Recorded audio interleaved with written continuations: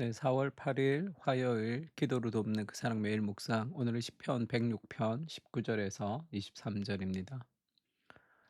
시편 106편은 계속 이스라엘의 광야에서 있었던 일들을 얘기하는데, 오늘은 금송아지를 만들어서 우상을 숭배를 했고 모세의 중보를 통해서 회복하는 장면입니다. 23절에 보면, 그러므로 여호와께서 그들을 멸하리라 하셨으나 그가 택하신 모세가 그 어려움 가운데서 그의 앞에 서서 그의 노를 돌이켜 멸하시지 아니하게 하였도다.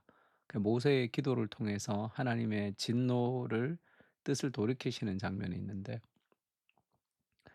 그의 노를 돌이켜 멸하시지 아니하게 하였도다 라는 제목으로 말씀을 좀 나누려고 합니다.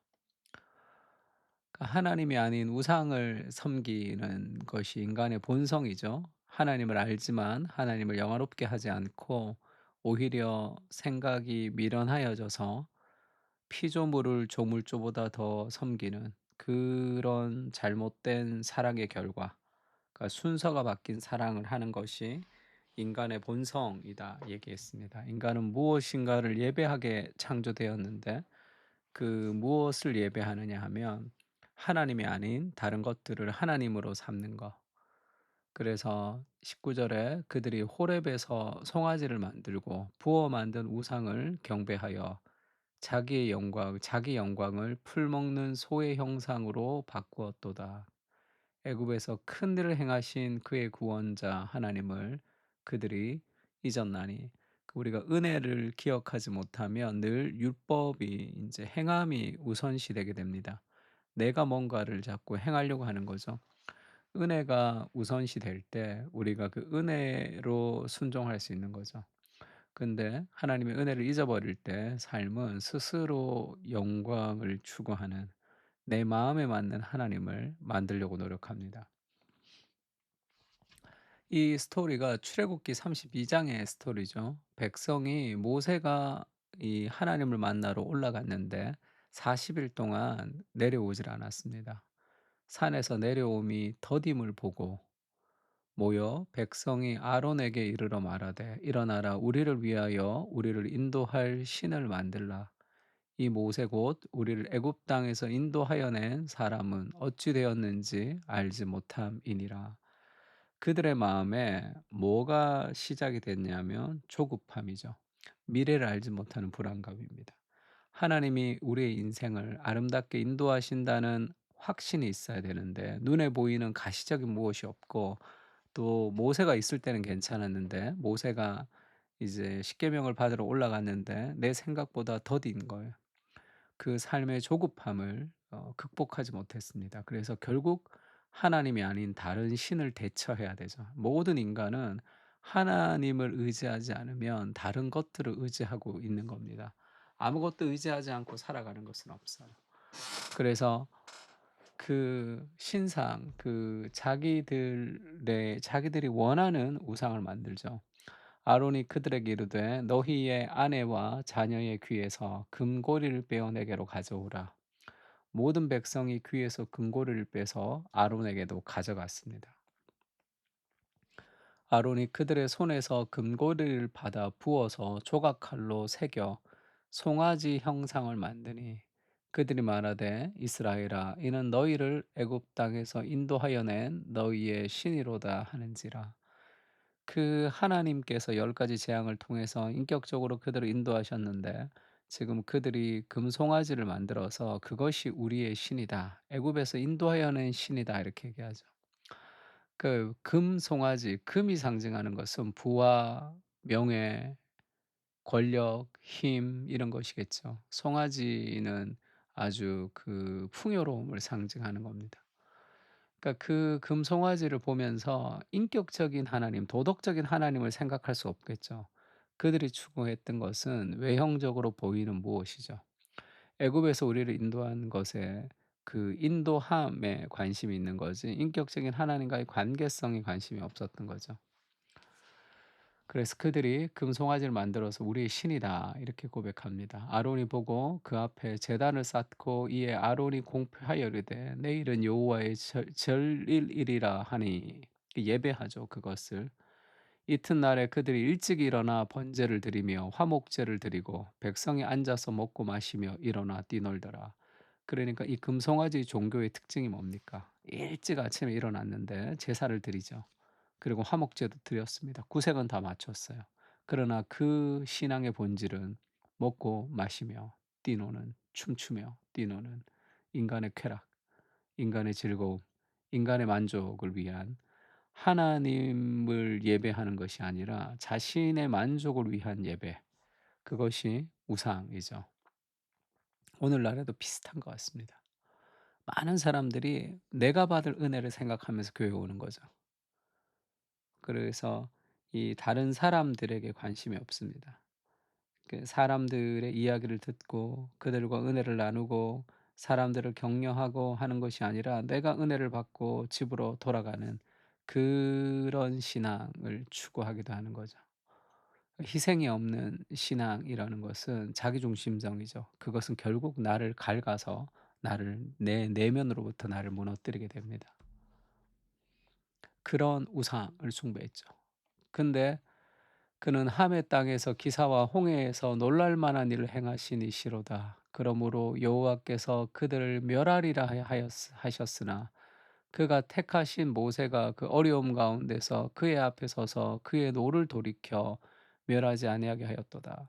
그러니까 그들은 금송아지가 우리를 인도했다. 그렇게 이제 기뻐하면서 하나님의 영광을 그것들로 바꿔 버렸습니다.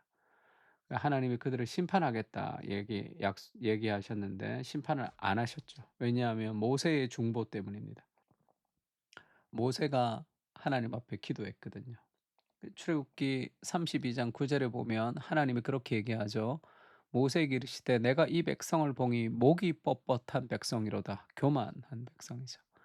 그런즉 내가 하는 대로 두라. 내가 그들에게 진노하여 그들을 진멸하며 너로 큰 나라가 되게 하리라. 이렇게 얘기했습니다.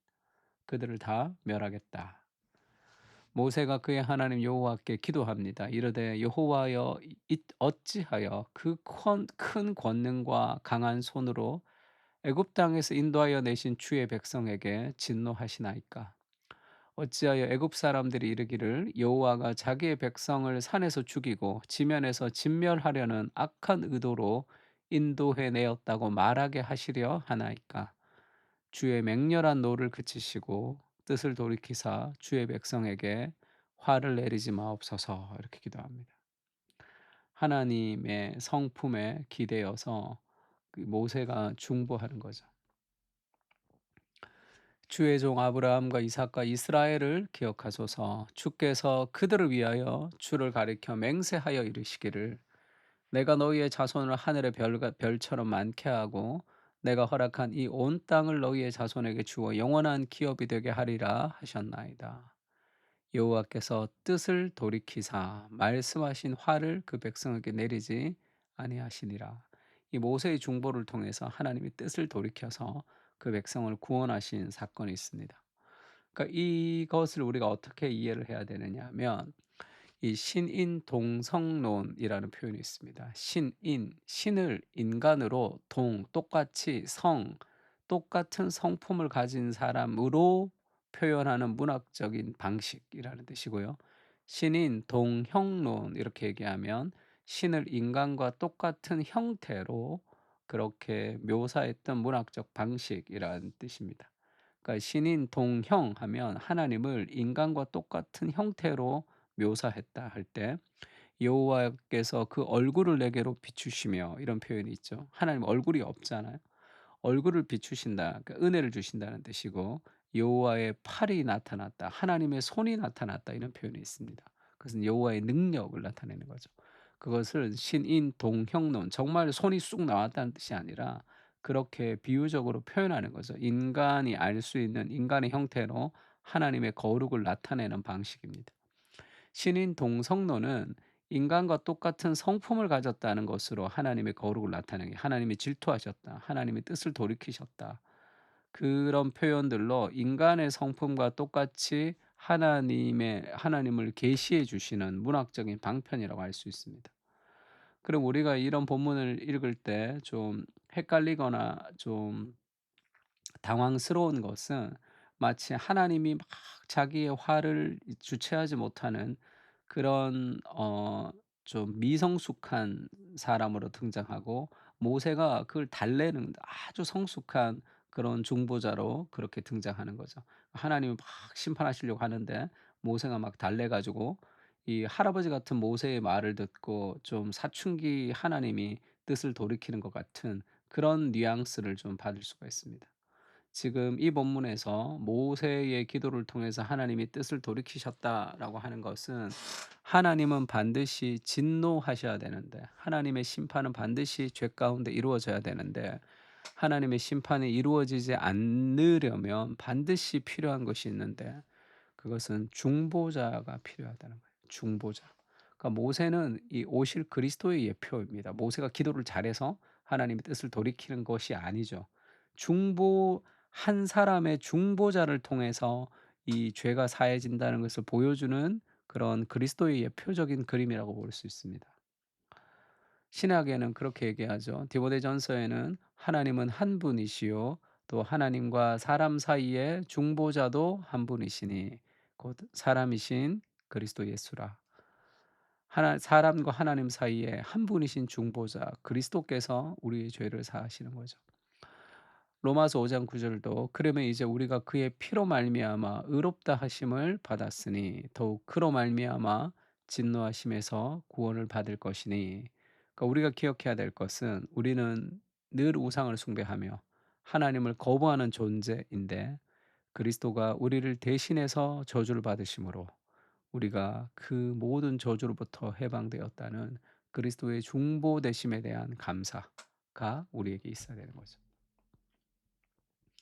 늘 하나님을 거부하는 우리의 본성을 직시하게 하시고, 그리스도의 중보가 아니었다면 이미 멸망하였을 것입니다. 그 은혜를 날마다 기억하며 은혜를 의지하며 살아가게 하여 주시옵소서. 우상이 아니라 하나님을 가장 사랑하는 삶을 살게 해 주시옵소서. 아멘. 우리 다 같이 시편을 가지고 함께 기도하겠습니다.